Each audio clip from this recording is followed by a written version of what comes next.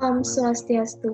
Perkenalkan, nama saya Nikade Irma Angelina, absen 2, kelas 2E MBI. Di sini saya akan membahas tentang materi perpajakan, di mana saya akan membahas materi dari bab 2 sampai bab 6, yaitu yang pertama bab 2 mengenai pajak penghasilan umum. Pajak penghasilan umum. Apa sih itu definisi pajak penghasilan umum? Yaitu pajak yang dikenakan terhadap subjek pajak atas penghasilan yang diterima atau diperoleh dalam tahun pajak atau dalam bagan tahun pajak. Kemudian adapun definisi subjek pajak, yaitu segala sesuatu yang memiliki potensi untuk memperoleh penghasilan dan menjadi sasaran untuk dikenakan pajak penghasilan. Itu meliputi UU No 35 tahun 2008 pasal 2 ayat 1. Yang pertama itu orang pribadi, yang kedua warisan yang belum terbagi sebagai satu kesatuan menggantikan yang berhak, yang ketiga yaitu badan, dan yang keempat bentuk usaha tetap. Kemudian adapun yang tidak termasuk subjek pajak PPh, yaitu yang pertama, kantor atau badan perwakilan negara asing. Yang kedua, pejabat perwakilan diplomatik dan pejabat lain dari negara asing.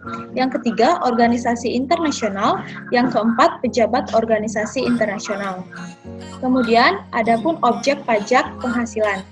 Itu di mana setiap tambahan kemampuan ekonomis yang diterima atau diperoleh wajib pajak, baik yang berasal dari Indonesia maupun dari luar Indonesia, yang dapat dipakai untuk konsumsi atau untuk menambah kekayaan wajib pajak YBS dengan nama dan dalam bentuk apapun.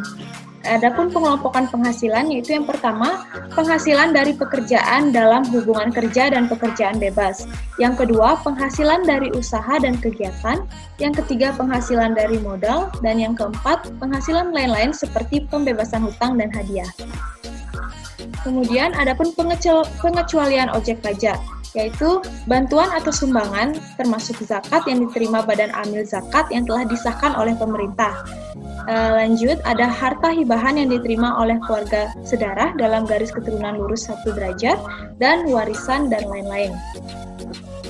Nah, ini ada perhitungan PKP dihitung dengan cara tertentu berdasarkan pengelompokan sebagai berikut. Bisa dilihat, itu salah satunya ada WP badan, di mana PKP-nya penghasilan sebagai objek pajak biaya.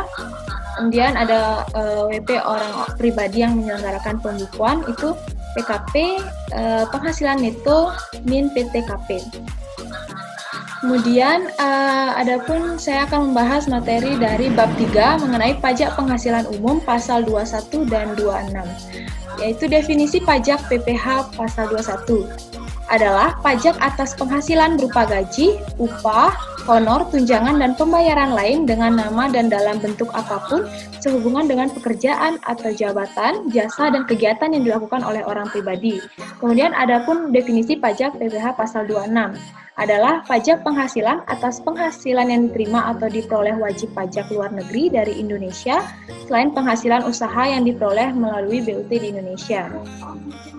Kemudian adapun wajib pajak PPh pasal 21 dan 26, di mana penerima penghasil yang dipotong PPh pasal 21 dan 26 adalah yang pertama adalah pegawai, yang kedua yaitu penerima uang pesangon, pensiun atau uang manfaat pensiun, tunjangan hari tua atau jaminan hari tua termasuk ahli warisnya, dan yang ketiga bukan pegawai yang menerima penghasilan sehubungan dengan pekerjaan, jasa atau kegiatan.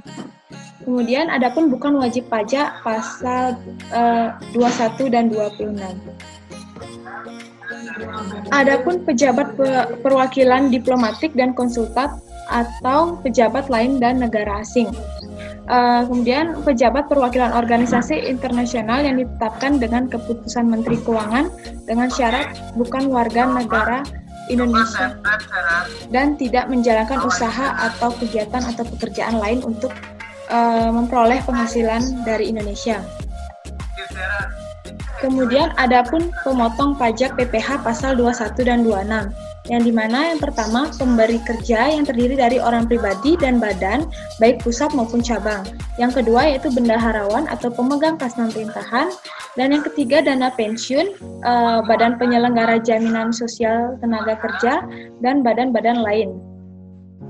Kemudian yang tidak termasuk sebagai pemberi kerja yang mempunyai kewajiban untuk melakukan pemotongan pajak PPh pasal 21 dan 26 adalah yang pertama kantor perwakilan negara asing, yang kedua organisasi internasional yang telah ditetapkan oleh Menteri Keuangan. Jika belum mendapatkan penetapan oleh Menteri Keuangan, tetap merupakan pemberi kerja dan berkewajiban melakukan pemotongan pajak. Dan yang ketiga yaitu pemberi kerja orang pribadi yang tidak melakukan kegiatan usaha atau pekerjaan bebas yang semata-mata memperkerjakan orang untuk melakukan pekerjaan rumah tangga. Kemudian adapun objek pajak PPh pasal 26.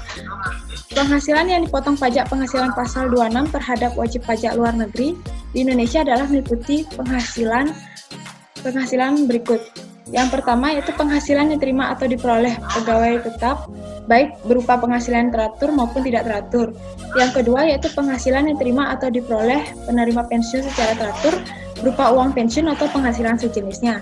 Dan yang ketiga yaitu penghasilan sehubungan dengan pemutusan hubungan kerja dan penghasilan sehubungan dengan pensiun yang diterima sekaligus berupa uang pesangon. Kemudian adapun rumusan perhitungan PPh pasal 21. Salah satunya yaitu wajib pajak dengan pegawai. Dasar penggunaan PKP yaitu rumus perhitungannya itu penghasilan bruto dikurang biaya jabatan dikurang biaya pensiun dikurang PTKP sama dengan PKP dikali tarif PPh orang pribadi dalam negeri. Kemudian adapun tarif pajak PPh pasal 26 bisa dilihat berikut ini. Berikut ini adalah contoh perhitungan pajak PPh pasal 26. Contohnya itu Mr. Edward adalah WP luar negeri yang bekerja pada PT Sari Rasa Utama dengan memperoleh gaji bulan Oktober 2018 sebesar 7.500.000 dan bonus sebesar 5 juta. Nah, maka PPh pasal 26 atas gaji yaitu 20% dikali 7.500.000 yaitu hasilnya 1.500.000 dan PPh pasal 26 atas bonus di mana 20% dikali 5 juta sama dengan 1 juta. Adapun lanjut pajak penghasilan pasal 22. Definisi PPh pasal 22 yaitu merupakan pembayaran pajak penghasilan dalam tahun berjalan yang dipungut oleh bendaharawan pemerintah, baik pemerintah pusat maupun pemerintah daerah, instansi atau lembaga pemerintah dan lembaga-lembaga negara lainnya yang berkenaan dengan pembayaran barang dan badan-badan tertentu baik pemerintah maupun swasta berkenaan dengan kegiatan di bidang impor atau kegiatan di bidang usaha lain.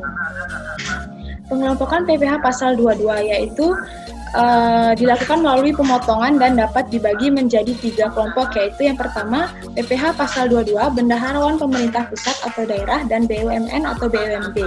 Yang kedua yaitu PPh pasal 22 impor. Yang ketiga yaitu PPh pasal 22 yang dipungut oleh badan-badan tertentu baik badan pemerintah maupun swasta.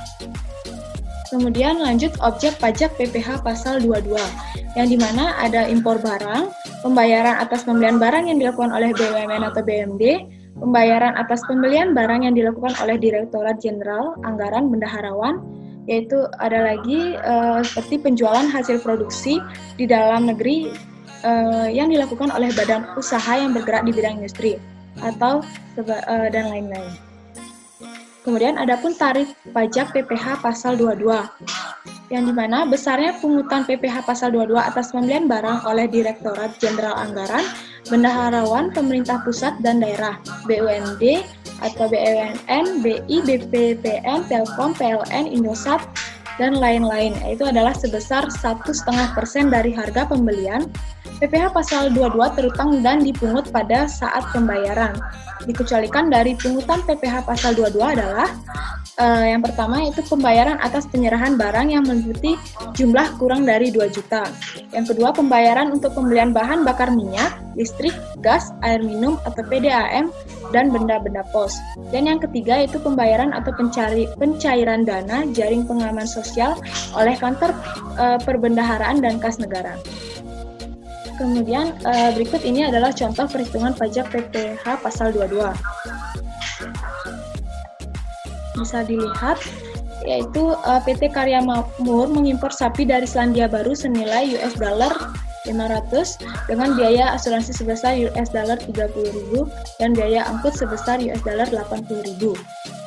Pungutan terdiri dari bea masuk sebesar 10% dari harga pabean dan pungutan lainnya senilai $25.000. Saat ini adalah 10.000. Kalian bisa lihat berikut ini dan cara-caranya. Kemudian lanjut yaitu tentang pajak penghasilan pasal 23. Itu di mana definisinya yaitu adalah PPh pasal 23 adalah pajak yang dipotong atas penghasilan yang berasal dari modal, penyerahan, jasa atau hadiah dan penghargaan. PPh pasal 23 tentang pada akhir bulan dilakukan pembayaran penghasilan atau akhir bulan terutangnya penghasilan. Kemudian ada pun subjek pajak PPh pasal 23, yang dimana yang pertama badan pemerintahan, yang kedua WP badan dalam negeri, yang ketiga penyelenggara acara, yang keempat perwakilan perusahaan luar negeri, dan yang kelima WP dalam negeri yang ditunjuk oleh Kepala Kantor Pelayanan Pajak. Yaitu ada objek pajak PPh pasal 23, yang dimana ada dividen, selanjutnya ada bunga termasuk premium, dan imbalan sehubungan dengan jaminan pengembalian hutang. Habis itu yang ketiga royalti, dan yang keempat hadiah dan penghargaan selain yang telah dipotong PPh pasal 21. Kemudian ada imbalan sehubungan dengan jasa teknik, jasa manajemen, konstruksi, konsultan, dan jasa lainnya selain yang dipotong PPh pasal 21. Dan yang terakhir yaitu adalah sewa dan penghasilan lain sehubungan dengan penggunaan harta selain sewa atas tanah dan atau bangunan. Pengecualian objek pemotongan PPh pasal 23. Itu ada yang pertama penghasilan yang dibayar atau terutang kepada bank, yang kedua penghasilan yang dibayar kepada badan usaha atau jasa keuangan yang berfungsi sebagai penyalur pinjaman atau pembiayaan, yang ketiga sewa yang dibayarkan atau terutang sehubungan sewa guna usaha dengan hak opsi, yang keempat dividen, yang kelima bagian laba yang diterima oleh anggota perseroan komanditer yang modalnya tidak terbagi atas saham-saham, persekutuan, perkumpulan, firma, dan kongsi termasuk pemegang unit penyertaan investasi kolektif. Dan yang keenam sisa hasil usaha atau SHU koperasi yang dibayarkan oleh koperasi kepada anggotanya. Kemudian ada pun berikut ini yaitu tarif dan DPP PPh pasal 23. Contohnya itu salah satunya dividen badan usaha, yaitu dikenakan tarif dan DPP 15% dikali penghasilan bruto. Itu di mana sifat pungutannya tidak final. Kemudian lanjut itu ada dividen kepada WPOP dalam negeri yang dimana dikenakan tarif dan DPP 10% dikali penghasilan bruto. Itu sifatnya pungutan final. Adapun contoh perhitungan PPh pasal 23, yang dimana Tuan Charles adalah WP OPDN menerima dividen dari PT Solusindo sebesar 15 juta. PT Solusindo memungut PPh pasal 23 atas pendapatan dividen Tuan Charles sebagai berikut. Jadi caranya yaitu dimana 10% dikali 15 juta yaitu sama dengan 1.500.000. Kemudian ada pun yang terakhir pajak penghasilan pasal 24, di mana definisi PPh pasal 24 itu mengatur tentang perhitungan besarnya pajak atas penghasilan yang dibayar atau terutang di luar negeri yang dapat dikreditkan terhadap pajak penghasilan yang terutang atas seluruh penghasilan wajib pajak dalam negeri. Pengkreditan pajak luar negeri dilakukan dalam tahun digabungkannya penghasilan dari luar negeri dengan penghasilan Indonesia. Kemudian ada pun tujuan pajak penghasilan pasal 24, yaitu untuk meringankan beban pajak ganda yang dapat terjadi karena pengenaan pajak atas penghasilan yang diterima atau diperoleh di luar negeri. Kemudian ada pun batas maksimum kredit pajak. Batas maksimum kredit pajak diambil yang terendah dari 3 unsur atau perhitungan berikut ini, yaitu yang pertama jumlah pajak yang terutang atau dibayar di luar negeri, yang kedua penghasilan luar negeri, yaitu seluruh penghasilan kena pajak, dikali PPh atas seluruh yang dikenakan tarif pasal 17. Dan yang ketiga, jumlah pajak yang terutang untuk seluruh penghasilan kena pajak, yaitu dalam hal penghasilan kena pajak adalah lebih kecil daripada penghasilan luar negeri. Baik, sekian dari saya, itu saja. Apabila ada kesalahan mohon dimaafkan. Terima kasih.